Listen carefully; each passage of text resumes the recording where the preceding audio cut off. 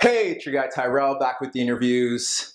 Liverpool, Manchester City, two of the most entertaining teams in the Premier League, square off in the Champions League quarterfinal first leg at Anfield. Liverpool handed Manchester City their first loss of the season in the Premier League, and City haven't looked back since, whereas Liverpool trying to finish in the top four, but here they have a great chance to get back to their winning ways in Europe and provide their fans with another Champions League crown. Would they be able to do it? How would they do it? How would City cope with Salah, Firmino, and Mane? How would Liverpool be able to contain the likes of Silva and De Bruyne? Don't worry, here at the interviews, we've got you covered. So on this edition of the interviews, I'm going to break down Liverpool against Manchester City.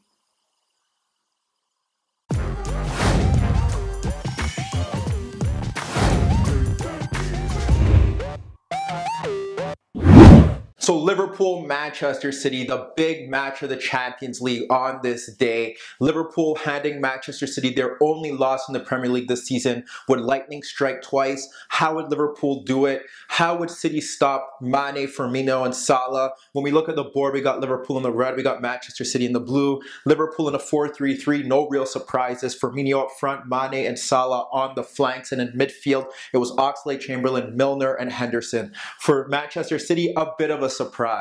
What was their system? We'll get to that in a second. But in their starting lineup, Gabriel Jesus, Leroy Sané, Ilkay Gundogan, which means that David Silva played ahead of Kevin De Bruyne and Fernandinho. What were City lined up as? Well, at the start, it kind of looked like a lopsided 4-2-3-1. Gundogan in from a narrow right position, Silva sort of playing as a number 10, Sané holding the width. That meant that Raheem Sterling started on the bench and Bernardo Silva did not feature in the game.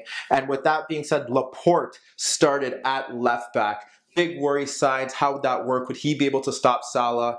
Well, when we look at City and how they operated, it was a 4-2-3-1, but at times it did shift into a 3-2-4-1. And how that shifted was that Laporte would come in, Walker would take him in an advanced position against Robertson. You'd have Fernandinho and De Bruyne kind of sit deeper, and then this would be City's lineup. Sadio would still hold the flanks. They'd have two bodies in midfield, and they'd have Walker on the right. Why did Guardiola switch to this? Well, it seemed that he wanted to obviously have numbers in midfield. This has been a Guardiola trait away from home in Europe throughout his career. Have bodies in midfield, dominate possession of the play. Possession is your best defense. Against this Liverpool side, that was obviously a logical decision. He tried to have that set up, and he tried to target Trent Alexander-Arnold. There's been a lot of emphasis on him being so young, 19. Sané is only 2 years older than him, both lacking Champions League experience. Arnold did pretty darn well. We'll get to that in a second. But what City were trying to do, dominate the center of the pitch, then switch the ball over to Sané so that they could have a 1v1. Why didn't that work? Well, Liverpool defended superbly in this sense where they were pretty much a narrow back seven. They clogged spaces in. And what we saw a lot was that the midfield didn't really venture off anywhere. They kind of stayed in a box, tried to play some intricate passing. Yes, they did vary their movement around the pitch, but there weren't many times where Silva, for instance, drifted over to combine with Sané like we've seen all season. There weren't many opportunities where De Bruyne went out to the right, deliver deep crosses from the right, or try to combine with Walker. Walker's role was a bit strange. She was basically there, somewhat what we've seen from Sterling and Sané do throughout the season, just to provide width.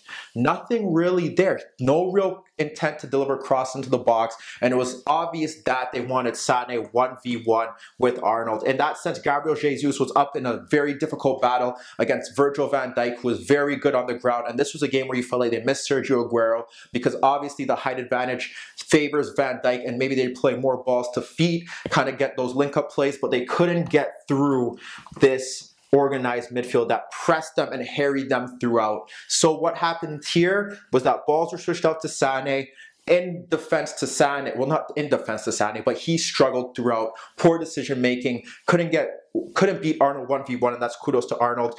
And Arnold got some help from Henderson, who did shift over and offer a threat to that flank. The one odd decision was that if you're going to base your attack on Sané running 1v1 on Arnold, why not have an attacking left back? Why? I know Delph could have played there, but that's not really his position. I know Danilo likes to cut in, so that wouldn't work. But why not take the risk and play Zinchenko? It just didn't make any sense, and it was left Sané 1v1, sometimes 1v2, and he didn't really threaten the game. When it was more of a 4-2-3-1, which it kind of switched over and there was no difference. That's basically what it looks like, and Liverpool coped pretty well. How did they cope well? Well, when you look at what City were trying to do, obviously they weren't that poor, and when we look at the goals and break down the goals, it was down to this. They knew what they were up against, and you can make excuses all you want, but Liverpool are going to press you. They're going to close down the spaces. They're not going to sit back and allow you the space to dictate the tempo of the game like they did. And again, it goes to show Guardiola's team selection. The idea was right, but the selections, they were just didn't make any sense. You have Otamendi, Company not the greatest with the ball on his feet when pressed, is known to make mistakes. He hasn't played with Otamendi that much this season. Why not have a Laporte there? Why not have a John Stones in that position to play the ball out of the back? What Liverpool did is simply this. When they switched to a back three, it was Robertson against Walker, and that didn't really cause them any issues. They had that battle there, they had this battle there, and what it was that Firmino often took one midfielder out of the game. Whether it's this midfielder, take him out, and he'd press that ball carrier. Mane was able to step up to Otamendi because Walker was so advanced and Robertson was tight on him. So you got one player covering this role, which leaves Bam, Bam, Bam, Bam, and Bam. Basically, midfield zones were carried. Man marking and pressing was able to be ignited there. And the first player to press, even if Firmino was pushed over, was Oxlade-Chamberlain, and that was key. And then you had Laporte on Salah. That was pivotal as well. But when you break down the Liverpool goals and you really find a testament to how they broke them down, or mistakes from Manchester City. You look at the first goal, a poor Sané pass. It's Milner picking out Mo Salah, who is offside, marginally, but he was offside. Breaks in free, finds Firmino, who on the rare occasion made a forward darting run into that box. He's renowned for it. Forced to save, defensive errors. Otamendi jumps in. Walker coming back, should clear the safe shot. Salah cuts across and he scores. 1-0 Liverpool.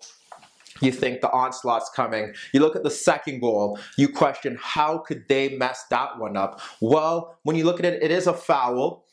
Company did foul the player. And then again, it's just loose ball, 50-50. Milner gets to it before his marker. It falls to Oxlade-Chamberlain with space behind Sané, fires a bullet past Ederson, 2-0. You look at the third goal, again, and this was one of the pressing schemes that they had when it was more of a back three, where Otamendi was free to break in. Then who slides in?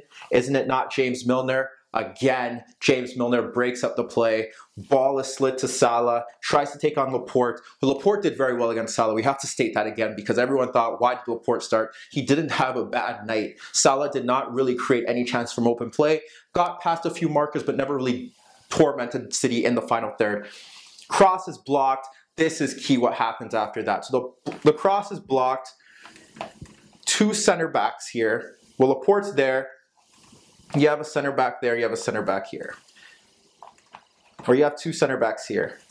Both ball watching. Firmino is able to run in behind them. You have Fernandinho here. And they switch off. And then you got Mane there. Walker's there. Milner's there. Milner makes a run to drag Walker out. Fernandinho should be marking Mane, but because these two switch off and no one picks up their man, he has to drag out. 3-0 Liverpool. 3-0 up. Liverpool, what do you expect City to do in the second half? We get everyone back into their shape. You expect something different from City, you get something different from City. More of a 4-4-2, more of a 4-2-4 in the second half. You have Gundogan in midfield. You have De Bruyne playing, well, basically first it was Gundogan in midfield. More of a 4-2-3-1 to start the half. And then you start to see the difference in how City played after that. We just got to get these guys right. 4-3-3. There we go. More of a 4-2-3-1 to start the half. Gundogan a bit deeper with Fernandinho. You had De Bruyne on one side, you had Silva, and then you had Sané. That didn't work out too well, but what we did see was that more of Sané and more of Silva drifting into that zone. And what we had was a lot of chances for Sané to go 1v1. And the big issue here was that no one was tracking the run of Sané. No one was protecting Arnold after that. Why? Because things changed. Walker was starting to get forward. Laporte was starting to get forward. That forced Mane to track back. Liverpool were obviously going to sit back a bit deeper. And then when Salah came off, Ox moved to the right. Wijnaldum came in. Silva's influence on the game grew. Silva began to receive the ball in these spaces right here, and he started to dictate play, started to make runs into these channels. So as Liverpool sat deeper and deeper, they kind of lacked the counter-attacking threat that they had up front because Mane had to mark one guy. Firmino's up front by himself. Oxlade-Chamberlain's kind of sitting back, but not really marking anyone. Then the change comes. Gundogan gets pulled. De Bruyne moves into center midfield with Fernandinho. Sterling moves to the right. Silva kind of moves a bit higher. Then it becomes more of a 4-2-4.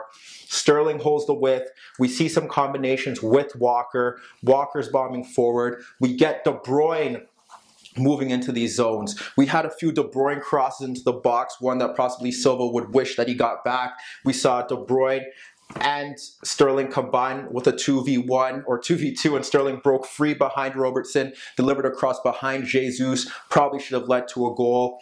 But Liverpool really lacked something. They brought on Solanke later on, took off Firmino just to get them higher up the pitch. One chance did stem from a loose ball that he ran into the channel, pulled the ball back for Mane, but Walker tracked the run superbly. But in the second half, the template was still the same. Sterling was wide.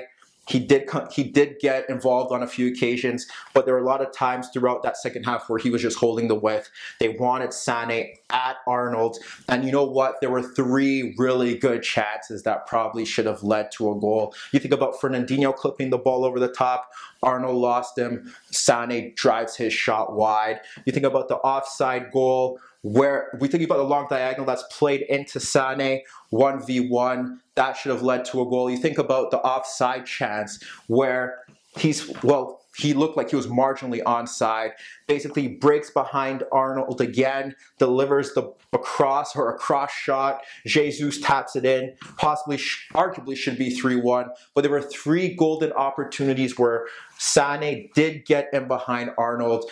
It just wasn't City's night. Guardiola, the personnel decisions did come back to haunt him. Why did he stray away from playing his players a bit wider, playing that 4-3-3 or that 4-1-4-1? It clogged space for De Bruyne and Silva to really operate. It limited their movement and made it easier for Liverpool to negate their threat in the center of the pitch, and they didn't really have any options besides going to Sané on the left flank. And besides that, City were left really wondering what would have happened if maybe they played Zinchenko on the left, played a fullback that would come a bit forward. What about Sterling starting on the right and giving De Bruyne and Silva the freedom to do what they do best? We know Guardiola's conservative in these big games. We know he's made mistakes in the past. Everyone makes mistakes, but here, the decision and how to approach the game was right. The personnel perhaps a bit wrong. And in that, Liverpool did what they do best. They were efficient in the final third. They pressed and they swarmed. And although they conceded a few chances on the day,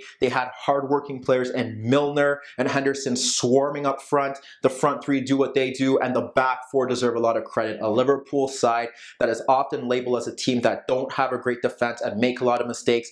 Boy, they're proving everyone wrong. And with that back line able to do what they did here, they're just going to hope that they could do it in a week's time at the Etihad Stadium, because now it's their tie to lose. But let me know what you guys think. Meet me in the comments below. Don't forget I upload videos every day, and don't forget to subscribe to my channel. And that was your daily dose of the interviews.